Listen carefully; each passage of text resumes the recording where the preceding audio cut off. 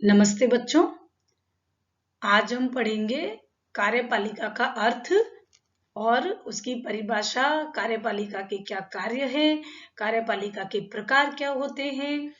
कार्यपालिका सरकार का एक महत्वपूर्ण अंग होती है। पिछली क्लास में बच्चों हमने व्यवस्थापिका को पढ़ा था। कार्यपालिका के अंग पढ़ रहे हैं अभी, सरकार के अंग पढ़ रहे हैं हम। सरकार के अंगों में हमने व्यवस्थापिका को पढ़ा। आज हम पढ़ेंगे कार्यपालिका के बारे में। कार्यपालिका सरकार का एक महत्वपूर्ण अंग है, एक प्रशासनिक अंग है, एक ऐसा कार्यकारी निकाय या संस्था है जो व्यवस्थापिका के द्वारा निर्मित कानूनों को लागू करती है, क्रियान्वित करती है।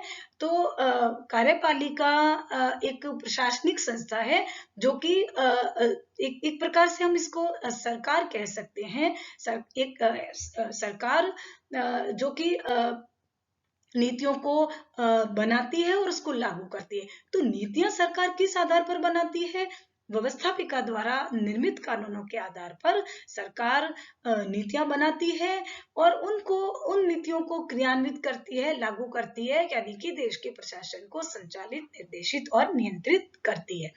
तो कार्यपालिका का हम अर्थ और परिभाषा पहले कार्यपालिका का अर्थ और परिभाषा पढ़ेंगे कि कार्यपालिका क्या होती है। उसका अर्थ हमने पढ़ा है कि किस प्रकार कार्यपालिका सरकार का एक महत्वपूर्ण अंग होती है। तो जैसा कि गार्नर ने कहा है कि एक व्यापक अर्थ में कार्यपालिका में सभी अधिकारी और संस्थाएं आ जाती है जिनका राज्य के संकल्प को लागू करने से संबंध होता है।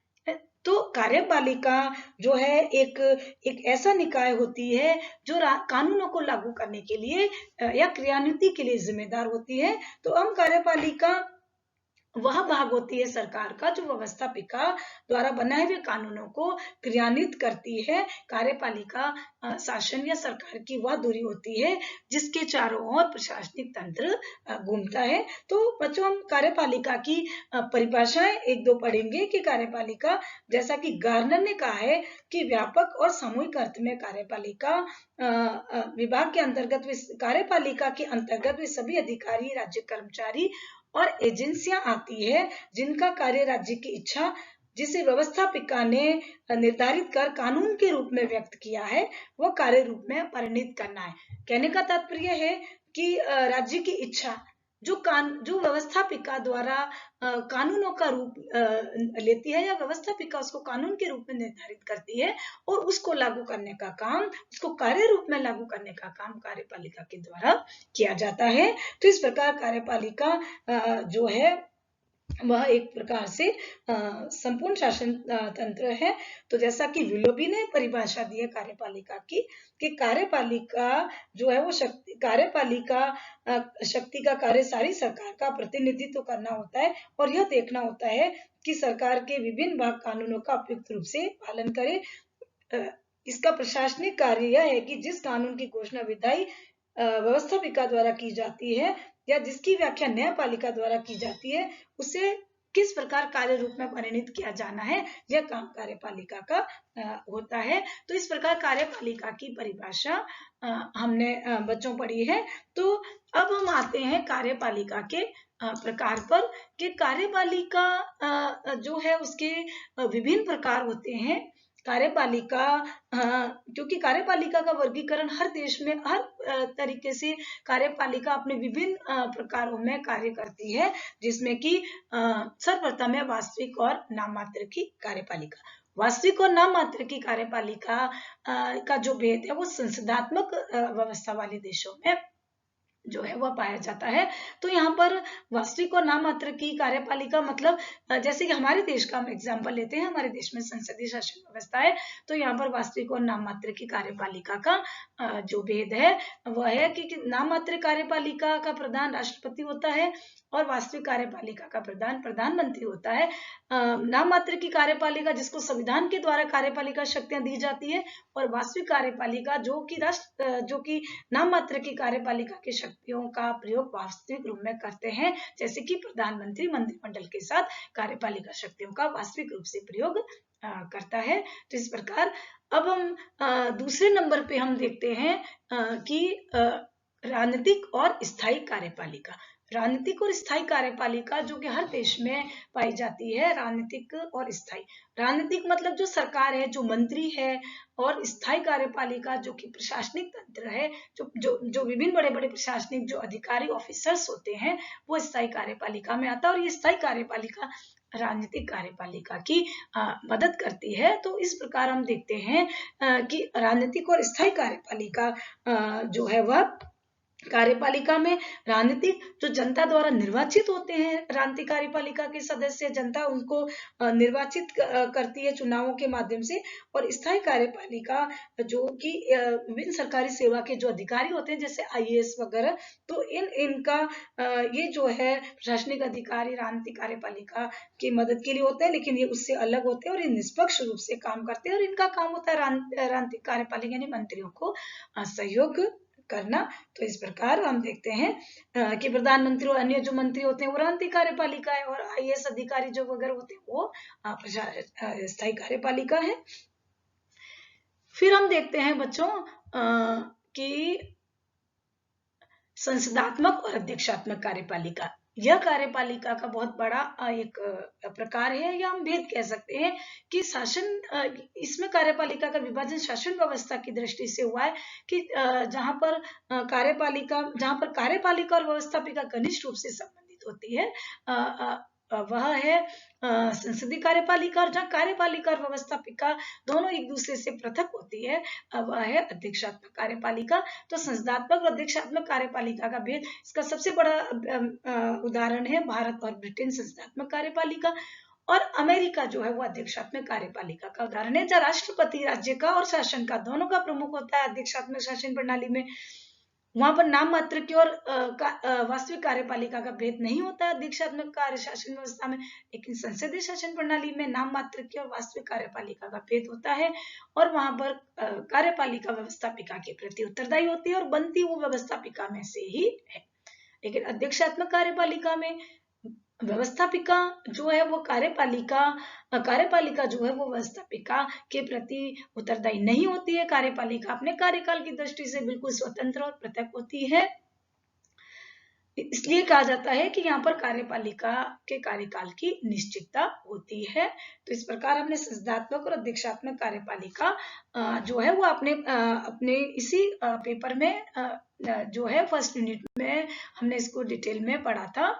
अब हम देखते हैं कि एकल और बहुल कार्यपालिका। एकल कार्यपालिका जो संगठन की दृष्टि से एकल या बहुल हो सकती है। हालांकि विश्व में अधिकांश देशों में कार्यपालिका एकल होती है। बहुल कार्यपालिका जो है वह कम दिखाई दे, बहुत कम जगह है, केवल स्विट्जरलैंड को छोड़कर। स्विट्जरलैंड बहुल कार्यपालिका का बहुत बड़ा उदाहरण है। स्विट्जरलैंड को हम प्रत्यक्ष प्रजातंत्र का घर भी कहते हैं। तो इस प्रकार एकल कार्यपालिका यानी कि जहां पर कार्यपालिका एक व्यक्ति के नेतृत्व में काम करती है, वो एकल। जैसे भारत है, अमेरिका है, ब्रिटेन है। भारत में प्रधानमंत्री के नेतृत्व में, अमेरिका में राष्ट्रपति के नेतृत्व में, ब्रिटेन में प्रधानमंत्री के नेतृत्व में, तो इसको हम एकल कार्यपालिका कहते हैं। और ये एक प्रकार से सरकार की एकता का प्रतीक होती है। लेकिन बहुल कार्यपालिका, जिसमें कि कार्यपालिका एक व्यक्ति के नेतृत्व में काम न करके बहुत सदस्यों के नेतृत्व में काम करती है, जिसमें सारे सदस्य मिलकर बहुल कार्यपालिका का निर्माण करते हैं। तो जैसे हम स्विट्जरलैंड में देखते हैं, वहां पर राष्ट्रपति होता है, लेकिन राष्ट्रपति को कोई विशेष शक्तियां प्राप्त नहीं होती है। सब 7 सदस्य होते हैं कार्यपालिका के, और 7 सदस्यों का जो है वह कार्यकाल जो है वो बराबर होता है। तो इस प्रकार एकल और बहुल कार्यपालिका जो होती है उसमें क्योंकि बहुल कार्यपालिका जो है संगठन की दृष्टि से अच्छी नहीं मानी जाती है, क्योंकि इसमें नेतृत्व का अभाव होता है और इसमें एक प्रकार से शासन में एकता नहीं रहती है। और एकल कार्यपालिका में एक व्यक्ति के हाथ में सारी शासन शक्तियां होती है। तो इस प्रकार एकल कार्यपालिका संगठन की दृष्टि से जो है वह सही मानी जाती है, चाहे वो सरकार की गोपनीयता का सवाल हो, चाहे एकता का सवाल हो उसमें। तो इस प्रकार हम देखते हैं एकल और बहुल कार्यपालिका को हमने पढ़ा। अब पैतृक और निर्वाचित कार्यपालिका। पैतृक और निर्वाचित जो कार्यपालिका है, यह एक प्रकार से कार्यपालिका का भेद है, जिसको हम ब्रिटेन में देखते हैं बच्चों। पैतृक कार्यपालिका, वहां का जो सम्राट है, वहां की जो महारानी है, वो पैतृक कार्यपालिका का उदाहरण है। मतलब जहां पर कार्यपालिका का प्रधान जो है वंशानुगत आधार पर अपना पद प्राप्त करता है। तो इस प्रकार पैतृक कार्यपालिका में वंशानुगत आधार पर पद प्राप्त करता है। और दूसरी निर्वाचित कार्यपालिका, जहाँ कार्यपालिका के जो प्रधान है, चाहे भारत में राष्ट्रपति चाहे अमेरिका का राष्ट्रपति है, वह एक प्रकार से निर्वाचित होता है, चाहे वो जनता द्वारा प्रत्यक्ष रूप से हो चाहे वो जनता द्वारा अप्रत्यक्ष रूप से हो। तो पैतृक और निर्वाचित, इसको हम वंशानुगत कार्यपालिका या निर्वाचित कार्यपालिका भी कह सकते हैं। तो इस प्रकार हम देखते हैं कि कार्यपालिका के जो प्रकार है उसमें पैतृक और निर्वाचित जो कार्यपालिका है वह भी महत्वपूर्ण है। और अक्सर आपके एग्जाम में बच्चों 2-2 नंबर के जो क्वेश्चन आते हैं वो इन सारे पॉइंट्स में से वो 2-2 नंबर के क्वेश्चन आपको पूछते हैं। इसलिए आप लोग थोड़ा सा इन पॉइंट्स पर ध्यान दें कि किस प्रकार कार्यपालिका जो है, कार्यपालिका के जो प्रकार है वो होते हैं। अब हम आते हैं इसमें कार्यपालिका जो उत्तरदायी या अनुत्तरदायी भी कह सकते हैं। जैसे संसदीय कार्यपालिका को उत्तरदायी कार्यपालिका कहा जाता है, अध्यक्षात्मक कार्यपालिका को अनुत्तरदायी कार्यपालिका कहा जाता है। तो इस प्रकार हम देखते हैं कि कार्यपालिका जो है वह निर्वाचित, पैतृक और निर्वाचित कार्यपालिका होती है। तो इस प्रकार हमने बच्चों कार्यपालिका के जो है वह प्रकार पढ़े हैं। अब हम आते हैं कार्यपालिका के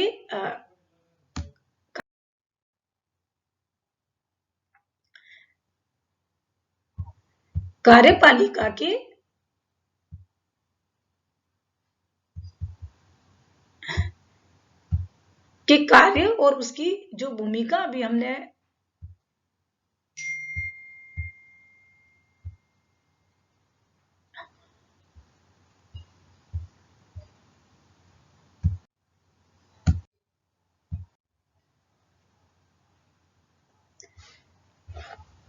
तो कार्यपालिका के कार्य और जो भूमिका है उसको हम आगे बढ़ाते हुए करेंगे बच्चों। थोड़ा सा डिस्टर्बेंस हो गया।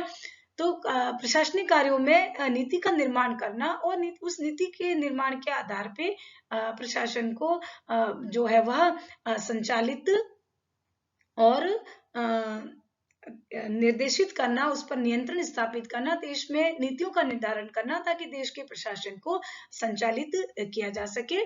फिर विदेश नीति का संचालन करना कार्यपालिका का महत्वपूर्ण कार्य होता है कि देश की विदेश नीति का निर्धारण करना। ऊपर हमने पढ़ा कि प्रशासनिक कार्यों में आंतरिक प्रशासन का संचालन करना, फिर विदेश नीति का संचालन करना कि दूसरे देशों के साथ क्या संबंध स्थापित करने हैं देश के। तो यह काम जो है वह कार्यपालिका का होता है कि किस प्रकार देश की विदेश नीति का निर्धारण करना है, किस देश के साथ कब कैसे संबंध स्थापित करने हैं, यह काम कार्यपालिका का होता है। तो प्रशासनिक कार्यों में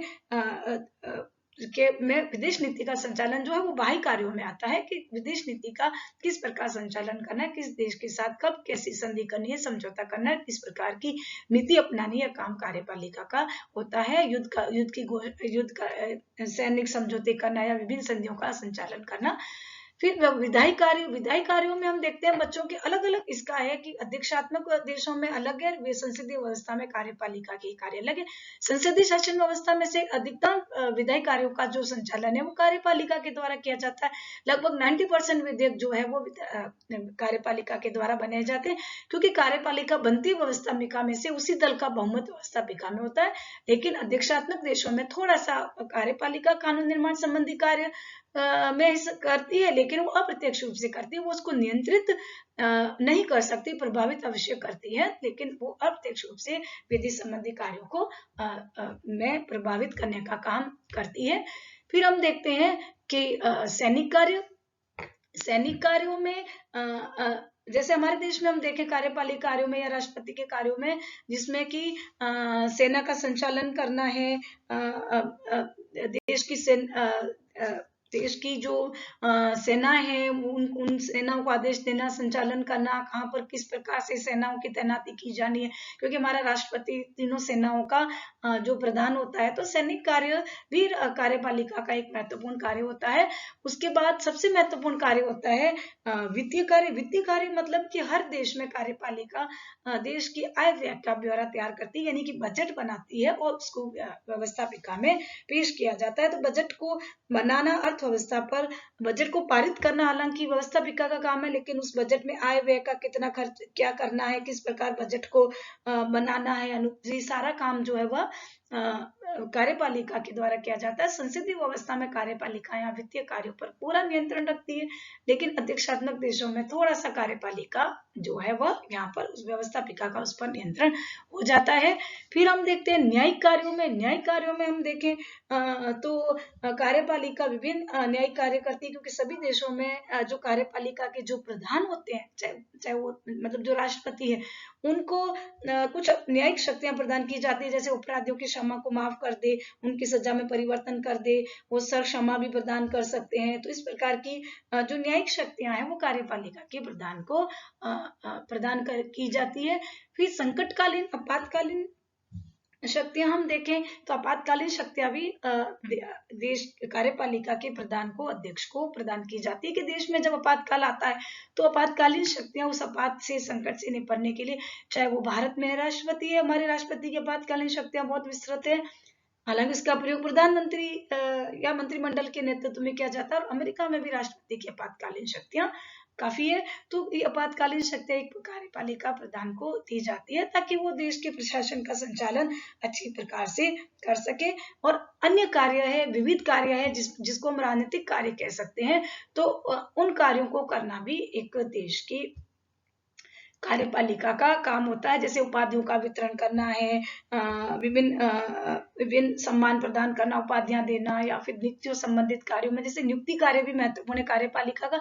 जैसे हम देखते हैं हमारे यहाँ पर न्यायाधीशों की नियुक्ति है, मुख्य देश सर्वोच्च न्यायालय के मुख्य न्यायाधीशों की नियुक्ति, अन्य न्यायाधीशों की नियुक्ति है, संघ लोक सेवा आयोग के अध्यक्ष, राज्य लोक सेवा संघ लोक सेवा आयोग के अध्यक्ष, और जो भी बड़े जो संस्थाएं हैं संघीय, उनके प्रधानों की नियुक्ति जो है वो कार्यपालिका के द्वारा की जाती है।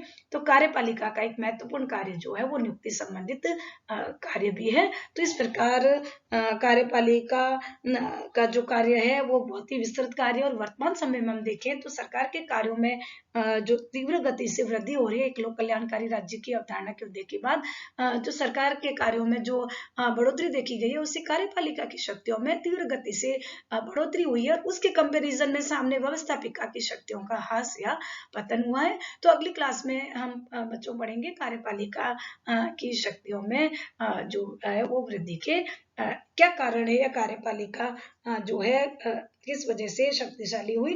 तो इस प्रकार हम देखते हैं कि कार्यपालिका अपना जो कार्य है उसकी शक्तियों में विस्तार हो रहा है, वो हर देश में, विश्व के हर एक देश में हम देखें तो कार्यपालिका की शक्तियों में विस्तार हो रहा है।